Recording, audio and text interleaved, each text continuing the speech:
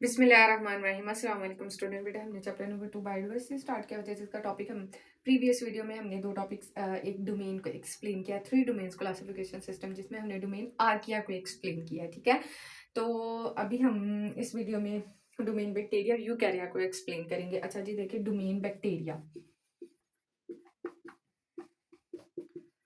अच्छा, as a name indicate, हमने कहा था आर्किया भी माइक्रो ऑर्गेनिज्म है, लेकिन वो बैक्टीरिया नहीं है, क्योंकि मेन डिफरेंस इसका ये है कि उसके सेल में पेप्टिडोग्लाइकन मौजूद नहीं होता। अच्छा, उसको भी प्रोकैरियोटिक सेल में ही रखा गया है, प्रोकैरियोट्स में रखा गया है, तो ये भी प्रोकैरियोट्स है। ठीक है, तो सबसे पहले हम लिखते हैं कि ये इसमें बैक्टीरिया और एक बेटा है साथ साइनोबैक्टीरिया। ठीक है, साइनोबैक्टीरिया। ठीक है, अब ये बैक्टीरिया साइनोबैक्टीरिया में डिफरेंस देख लेते हैं। ठीक है ये भी बैक्टीरिया और ये भी बैक्टीरिया, लेकिन इनके कुछ करैक्टर है जो इनको एक दूसरे से डिफरेंट बना रहे हैं। ठीक है, अब इनमें डिफरेंस क्या है? ये जो बैक्टीरिया है ना, ये कलरलेस होता है। ठीक है, कलरलेस है। ठीक है, इसको हम दूसरा नाम देते हैं ब्लू ग्रीन एल्जे।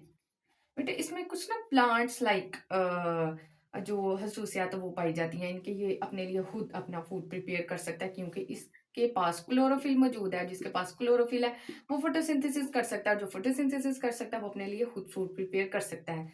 तो जो खुद फूड प्रिपेयर करता है उसे हम कहते हैं वो है ऑटोट्रॉफ, ऑटोमेटिकली, यानी कि वो किसी दूसरे पे डिपेंडेंट नहीं है। ठीक है, जबकि ये सारे करेक्टर्स इसमें नहीं है, सो ये हेटरोट्रॉफिक है। ठीक हो गया, ये इनमें माइनर से डिफरेंस था, वो मैंने आप लोगों को एक्सप्लेन किया है। ठीक है, अब जी आ जाते हैं डोमेन बैक्टीरिया पे, जिसमें हमारे पास डोमेन, इसमें बैक्टीरिया साइनोबैक्टीरिया दोनों पाए जाते हैं। ठीक है, इन दोनों को इकट्ठे ही एक्सप्लेन कर लेते हैं। जैसे पहली बात है कि ये प्रोकैरियोट्स हैं, तो इनको ऑलरेडी हमने प्रोकैरियोट्स में रखा गया था। ठीक है, प्रोकैरियोटिक वो होते हैं जिनके पास न्यूक्लियस प्रेजेंट नहीं होता, और जैसे कि ये बैक्टीरिया है तो इनकी सेल वॉल में हमें मजीद सेकंड पॉइंट में हम लिखेंगे, सेल वॉल में हमें क्या नजर आता है? पेप्टिडोग्लाइकन,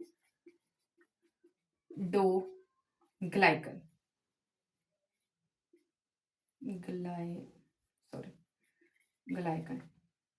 ठीक हो गया, उसके बाद हम कहते हैं कि कॉमन इन्वायरमेंट में भी ये सरवाइव कर सकते हैं। लाइक ये बैक्टीरिया सॉइल में रह रहे होते हैं। ठीक है, वाटर में, एयर में, हमारी बॉडीज के ऊपर।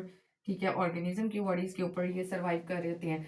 इसके अलावा इनमें करेक्टर आ जाता है कि ये यूनिसेलुलर है, इनके एक ही सेल से है, ये प्रोक्रियोटिक है, इनके सेल में न्यूक्लियस नहीं है, लेकिन ये यूनिसेलुलर है, तो प्रोक्रियोटिक यूनिसेलुलर प्रोक्रियोट्स हम इन्हें कह सकते हैं। अच्छा, इनका कि हाउ दे लिव, ये रहते किस तरह से?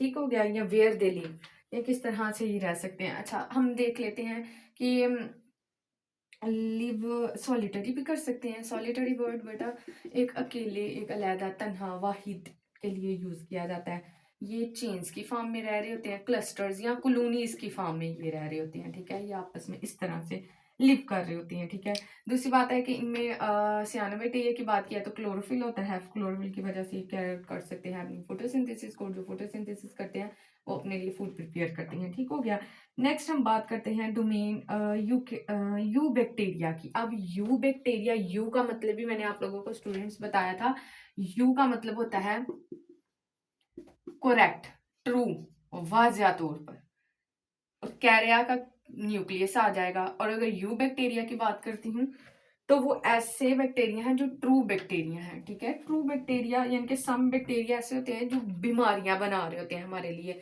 लेकिन कुछ बैक्टीरिया स्टूडेंट्स ऐसे होते हैं जो डिकम्पोजर्स का काम करते हैं। कुछ ऐसे होते हैं जो बेटा डिकम्पोजर्स का काम कर रहे होते हैं। ठीक है, डिकम्पोजर्स क्या होते हैं बेटा? डिकम्पोजर्स वो होते हैं जो डेड प्लांट्स और ये जो dead animals, dead plants and animals जो होते हैं, ठीक है, इनको बेटा इनकी ब्रेक डाउन कर रहे होते हैं। ठीक है, इनकी तोड़ फोड़ कर रहे होते हैं।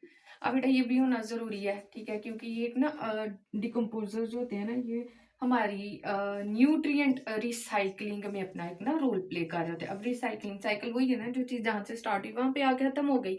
अब डेड प्लांट्स एंड एनिमल्स अगर हमारी अर्थ पे ऐसे ही पड़े रहेंगे तो वो बहुत ज्यादा पोल्यूटेड हो जाएगी। ठीक है, बहुत ज्यादा गंद बढ़ जाएगा। उसके लिए एक नेचुरल प्रोसेस है कि डेड प्लांट्स और एनिमल्स, जो जो डिकम्पोजर्स, ये जो बैक्टीरिया होते हैं ना, बैक्टीरिया डिकम्पोजर्स भी होते हैं, ये उनकी ब्रेक डाउन करते हैं। ब्रेक डाउन किस तरह से करते हैं, ये कॉम्प्लेक्स जो मटेरियल होता है ना, कॉम्प्लेक्स सब्सटेंसेस होते हैं, उसको सिंपल में कन्वर्ट कर रहे होते हैं।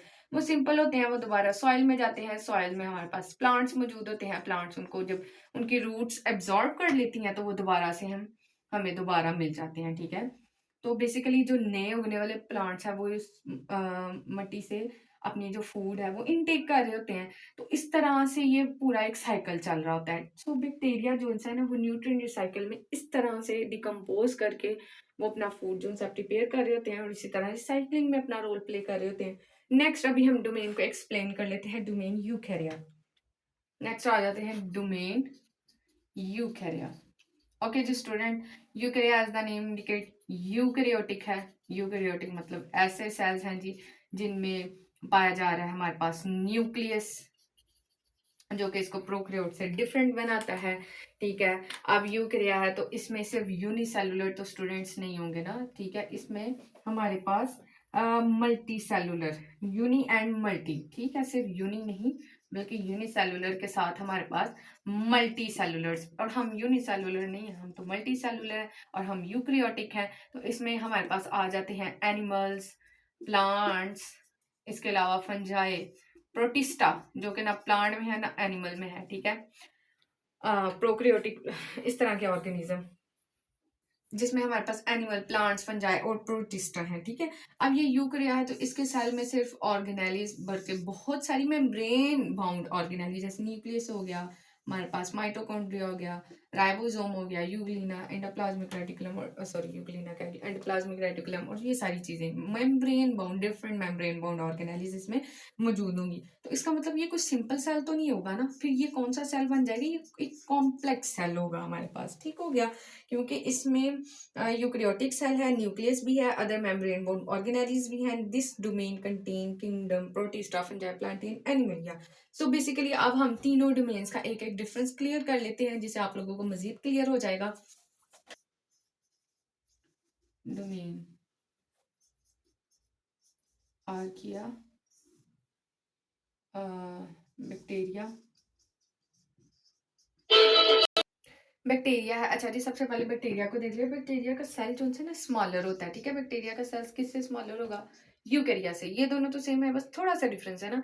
तो यूकेरिया का जो सेल होगा वो स्मॉलर देन किससे होगा, ये इनकी ये स्मॉल है किससे, हमारे पास यूकेरिया से, स्मॉलर देन है यूकेरिया से। ठीक हो गया, ये बहुत छोटा होता है और इसके पास न्यूक्लियस भी प्रेजेंट नहीं होता, सो हम लिख देंगे नो न्यूक्लियस।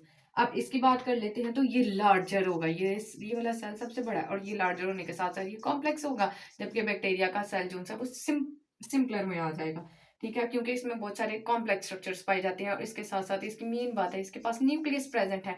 अब हम आर्किया की बात कर लेते हैं, तो आर्किया जो है ना इसके पास डिस्टिंक्ट एक केमिस्ट्री है, क्योंकि ये सरवाइव कर रहा होता है in extreme environment like salty, like acidic, like heat environment में ये सरवाइव कर रहा होता है। तो इसकी एक अपनी एक केमिस्ट्री है। ठीक है, ये भी माइक्रो ऑर्गेनिज्म है। आई होप आप लोगों को तीनों डोमेन्स क्लियर हो गई होंगी।